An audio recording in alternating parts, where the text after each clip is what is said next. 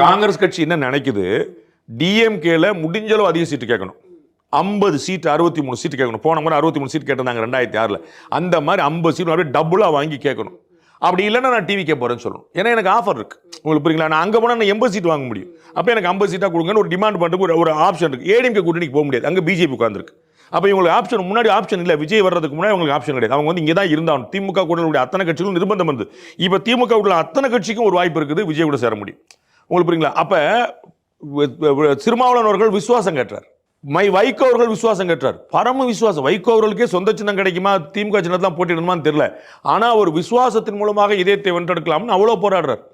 திருமாவளவனுக்கு கூட சீட் கிடைக்குமா, குறை சீட் கிடைக்குமான்னு தெரியல. ஆனால் விசுவாசமா வென்றெடுக்க உங்களுக்கு என்ன பிரச்சனை எனக்கு ஒன்றும் புரியலையே. ஆனால் துரை வைகோ அவர்கள் அந்த ஸ்டாண்ட்ல இல்லைங்கிறது தெரியுது அப்படின்னு நீங்க யூகிக்கிறீங்க. அவருக்கு வந்து தனி சின்ன வேணும், அவ்வளவுதான். அவர் திமுக வெளியே போற எண்ணத்தில் அவர் கழுத்தை பிடிச்சி தரனால எதிர போக மாட்டார். அந்த இடத்துல இல்லை அவர். நமக்கு வந்து இங்க இனிமே வாழ முடியாதுன்னா தான் அவர் வெளியே போறார். திமுக வந்து இருக்கணும் அப்படிங்கிறது திரு வைகோ அவர்களுடைய திடமான எண்ணமா இருக்கு. அதில் வந்து மாத்திரைக்கு இவர் இல்லை. இவர் வந்து நமக்கான இண்டிவிஜுவல் ஐடென்டிட்டி போயிடக்கூடாதுன்னு நினைக்கிறார். அதுதான் இவர் ஆசைப்படுறார். வந்து நான் உங்க கூட இருக்கிறேன், திருமா மாதிரி இருக்கிறேன், காங்கிரஸ் மாதிரி இருக்கேன், கம்யூனிஸ்ட் மாதிரி இருக்கேன், நீங்க வந்து என்னுடைய ஐடென்டிட்டியவே நீங்க காலி பண்றீங்க. இப்போ அவங்க எல்லாம் அவங்க ஐடென்டிட்டியோட இருக்காங்க. மதிமுக தான் அடையாளமும் இழந்துட்டு இருக்குது.